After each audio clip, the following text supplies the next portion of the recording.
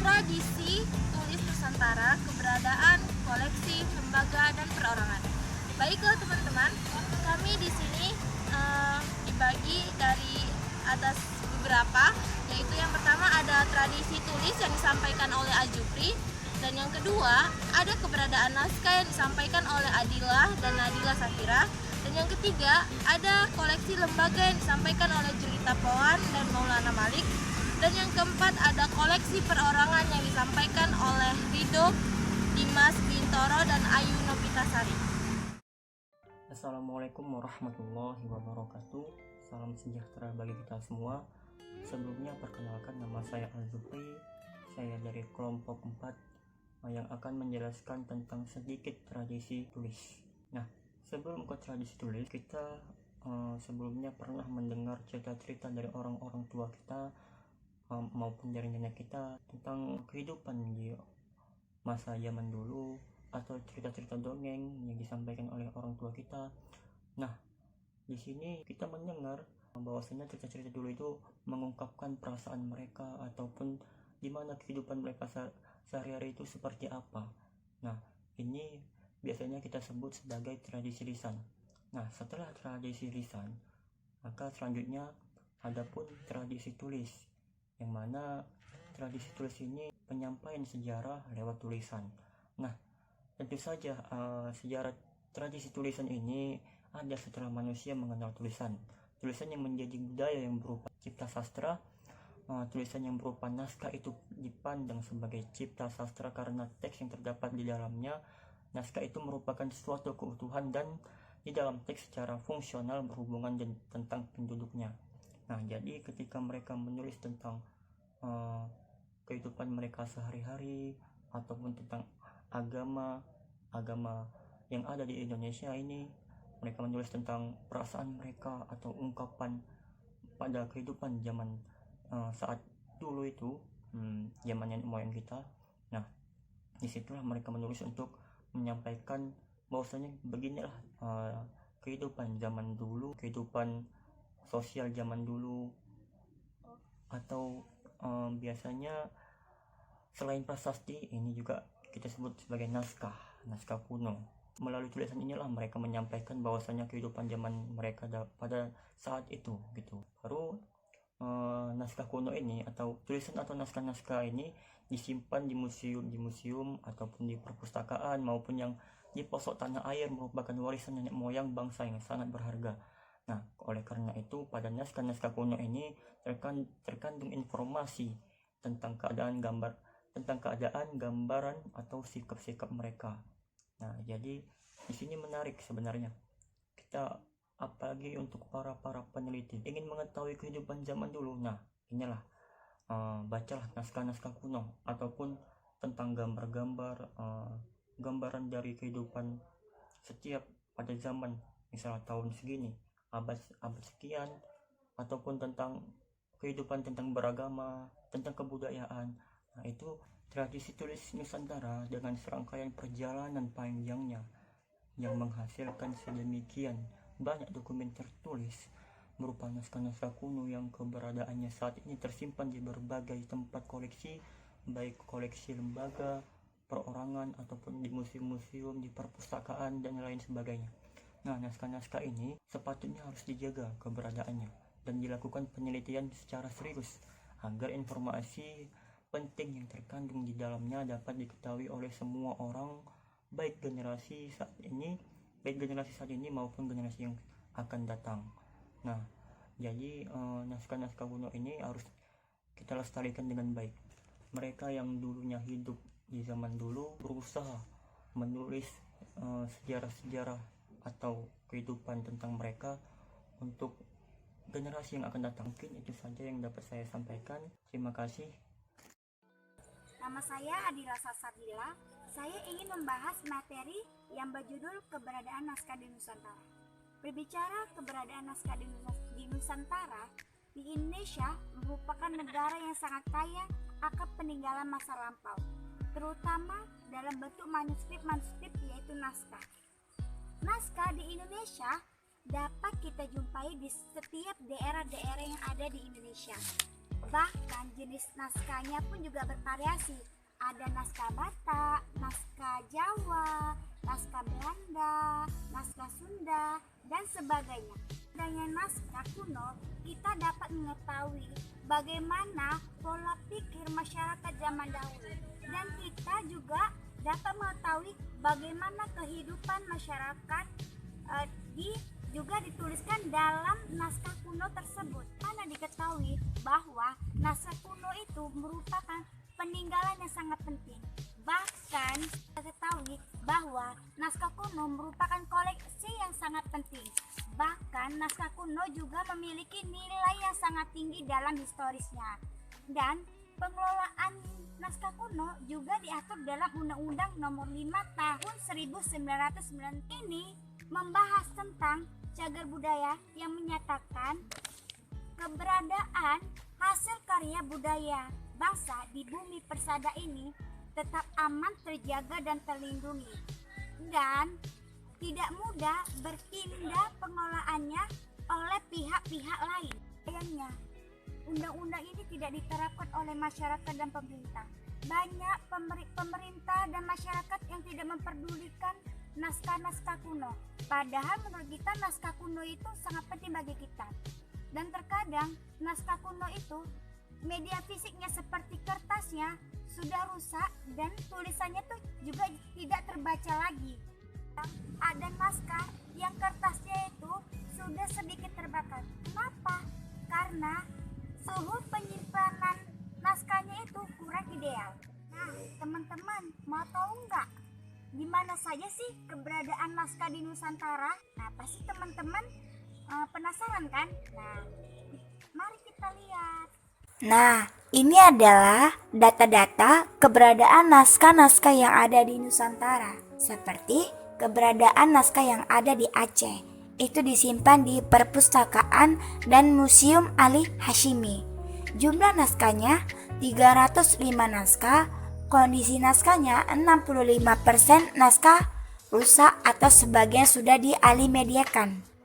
Kemudian naskah juga disimpan di Museum Negeri Aceh. Jumlah naskahnya 1704 naskah. Kondisi naskahnya 305 naskah sudah dipreservasi. Keberadaan naskah yang ada di Riau itu disimpan di Yayasan Kebudayaan Indra Sakti Pulau Penyengat. Jumlah naskahnya 400 naskah. Kondisi naskahnya 60% kondisi naskah rusak atau sudah dialimediakan dalam bentuk mikrofilm. Kemudian naskah juga disimpan di Museum Negeri Sang Nila Utama. Jumlah naskahnya 138 naskah. Kondisi naskahnya 80% kondisi naskah rusak atau sudah dilakukan preservasi oleh Perpusnas RI. Keberadaan naskah yang ada di Jambi itu disimpan di Museum Gentala Arashi. Jumlah naskahnya 80 naskah. Kondisi naskahnya 60% naskah rusak.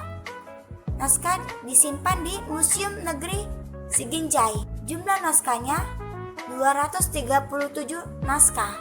Kondisi naskahnya sudah direstorasi Perpusnas RI.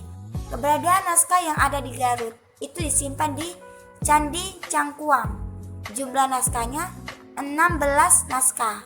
Kondisi naskahnya, naskah mengalami kerusakan. Keberadaan naskah yang ada di Jawa Timur. Naskah disimpan di Museum Sunan Giri Gresik. Jumlah naskah 56 naskah. Kondisi naskah khutbah Jumat atau kondisi masih relatif bagus. Keberadaan naskah yang ada di Bali. Naskah disimpan di Museum Gedong Kirtia. Jumlah naskah 7.211 naskah. Kondisi naskah lontar atau sudah dilakukan alih aksara ke media kertas. Keberadaan naskah yang ada di Lombok. Naskah disimpan di Museum Negeri NTB. Jumlah naskah 100 naskah. Kondisi naskah sudah pernah direstorasi Perpusnas RI. Keberadaan naskah yang ada di Pontianak. Naskah disimpan di Museum Negeri Kalimantan Barat. Jumlah naskah 100 naskah. Kondisi naskah terawat. Kalian sudah tahu kan di mana keberadaan naskah-naskah di Nusantara? Saya juga mau mengasih tahu sama kalian. Ada jenis-jenis naskah di Nusantara. Nah, kalian penasaran kan? Ini dia. Nah, ini adalah jenis-jenis naskah yang ada di Nusantara. Ternyata jenis-jenis naskah yang ada di Nusantara itu cukup banyak, bervariasi jenis-jenis naskahnya. Bahkan baik jenis naskah yang ada di dalam negeri maupun di luar negeri. Kira-kira totalnya itu sekitar dari keseluruhan naskahnya berjumlah 58.947 naskah. Wah, ternyata banyak sekali ya. Dari pembahasan saya, disinilah kita sebagai calon sejarawan ada tugas bagi kita. Kenapa? Kita harus menyelamatkan naskah-naskah yang ada di Nusantara. Kenapa? Agar peninggalan-peninggalan masa lampau tidak punah begitu saja. Dan terima kasih. Assalamualaikum warahmatullahi wabarakatuh. Saya Nadila Sapira. Di sini saya akan melanjutkan pembahasan yang diberikan oleh Adila Salsabila. Nah, selanjutnya permasalahan naskah kuno tidak hanya disebabkan oleh faktor kerusakan saja, tetapi disebabkan dari naskah itu sendiri. Banyak faktor-faktor lainnya, contohnya seperti ketidaktahuan masyarakat tentang naskah kuno tersebut, terus betapa pentingnya nilai historis yang ada di dalam naskah tersebut. Seperti yang terjadi di pedalaman di Banten, banyak di sana menjual naskah-naskah kuno Islam klasik kepada pedagang loak. Nah, itu dikiranya merupakan tumpukan kertas yang tidak berguna dan menyebabkan punahnya naskah kuno itu. Selain itu, juga adanya bencana alam yang terjadi yang kita tidak tahu kapan itu terjadi. Oleh karena itu, agar informasi yang ada di dalam naskah kuno itu tidak hilang, maka sebaiknya perlu ada penyelamatan fisik serta kandungan informasi itu sendiri. Berdasarkan penelusuran yang dilakukan oleh masyarakat penaskahan Nusantara beserta Profesor Jan van der Putten dari Center for the Study of Manuscript Cultures. Nah, diselenggarakan di Universitas Hamburg. Nah, pada saat penelusuran tersebut, banyak manuskrip yang masih berada di tangan perorangan. Sikap dan perlakuan mereka terhadap manuskrip itu sendiri berbeda-beda. Contohnya itu seperti ada yang menganggap sebagai benda biasa, terus atau benda keramik atau pusaka, ada yang memandang sebagai ajiman. Maka dari itu menjadi tantangan sendiri bagi kita untuk meyakinkan bagaimana naskah itu kepada para pemilik dalam rangka pengidentifikasian naskah-naskah tersebut. Keberadaan naskah Nusantara tidak hanya ada di Indonesia, tapi melainkan naskah-naskah tersebut bisa saja berada di luar negeri. Terus, naskah-naskah nenek moyang kita pun juga tersimpan di luar negeri. Contohnya itu seperti di Leiden di Belanda. Di sana keberadaan naskah Nusantara mencapai 25.428 naskah. Nah, hal ini perlu dipikirkan bagaimana bangsa Indonesia itu dapat memiliki kembali manuskrip atau naskah kuno tersebut. Atau setidaknya kita memiliki naskah kuno yang dalam bentuk salinan digital sehingga kekayaan informasi atau intelektual para leluhur kita tidak terputus begitu saja di luar negeri. Assalamualaikum warahmatullahi wabarakatuh. Tradisi tulis Nusantara telah mengalami serangkaian banyak perjalanan. Bisa kita temui dalam berbagai banyak macamnya, seperti sumber tulisan, manuskrip, bahan-bahan arkeolog atau benda-benda arkeologi yang bisa kita tinjau atau kita analisis dari dulu hingga sekarang.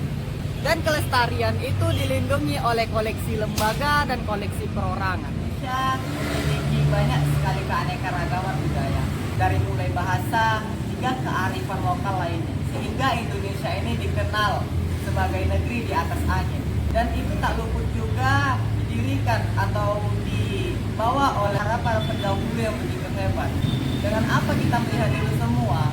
Satu contoh diantaranya adalah seperti manuskrip, seperti video-video lintasan sejarah, dan arsip-arsip lainnya. Dua koleksi lembaga ini atau bakal kita bahas adalah tugasnya untuk memperkokoh budaya bangsa. Sehingga dengan dua koleksi lembaga itu kita bisa mampu mempertahankan dari mana adat istiadat, dari mana bahasa ini berasal. Dengan arsip itulah lembaga yang memerankan hal itu semua, baik itu pemerintahan maupun daerah, adalah ANRI. ANRI atau disebut oleh Arsip Nasional Republik Indonesia merupakan salah satu lembaga pemerintahan non-kementerian, dibentuk berdasarkan Undang-Undang Nomor 7 Tahun 1971 tentang pokok kearsipan dan diubah menjadi Undang-Undang Nomor 43 Tahun 2009 tentang kearsipan dalam rangka melaksanakan tugas pemerintahan sesuai undang-undang yang berlaku. ANRI mempunyai tugas yang sangat penting dalam penyelenggaraan pemerintahan saat ini karena arsip sendiri memiliki fungsi yang sangat vital. Nah, sangat vital sebagai memori kolektif bangsa. Dan begitu juga museum daerah. Museum daerah ini berperan sangat khusus bagi kita untuk mengetahui, seperti contoh yang di belakang saya ini adalah lintasan sejarah Masjid Raya Al-Osman. Jika kita bisa membawa bukti tertulis di belakang yang memang sudah berusia ratusan tahun yang lalu, dari tahun 1851 hingga sekarang masih kini dimiliki. Dan ini adalah sebuah pencapaian yang luar biasa ketika kita mampu melihat bukti tertulisnya pertama itu di museum daerah. Untuk menjaga apa? Untuk menjaga kelestarian, pemeliharaan. Dan inilah yang menjadi tugas yang sangat penting bagi koleksi lembaga. Inilah yang diemban oleh museum daerah untuk menjaga hal yang demikian. Supaya apa?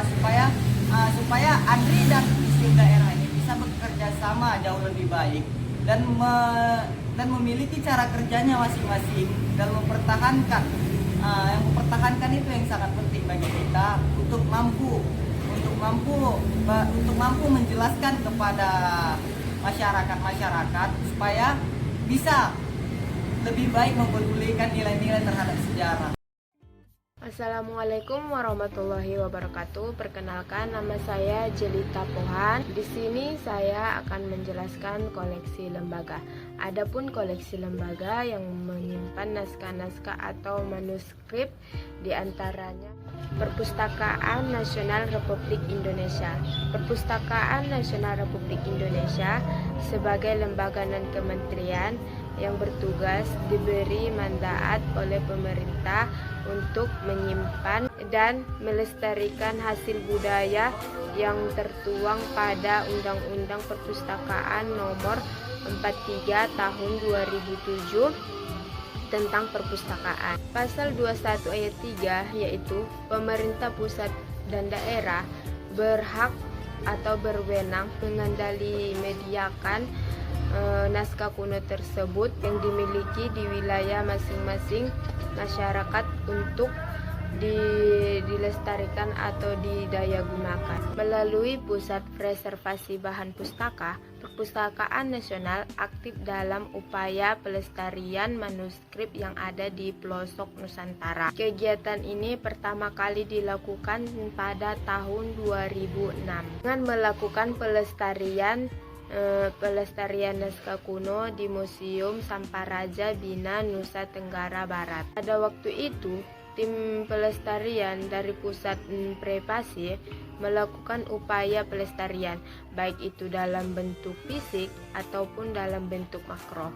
Upaya pelestarian itu sendiri dilakukan berdasarkan atas pertimbangan dari kondisi fisik naskah itu sendiri, karena naskah sekarang sangat memprihatinkan, serta upaya penyelamatan format salinan dari informasi naskah tersebut itu sendiri yang akan disimpan di Perpustakaan Nasional Republik Indonesia sebagai master preservasi naskah tersebut.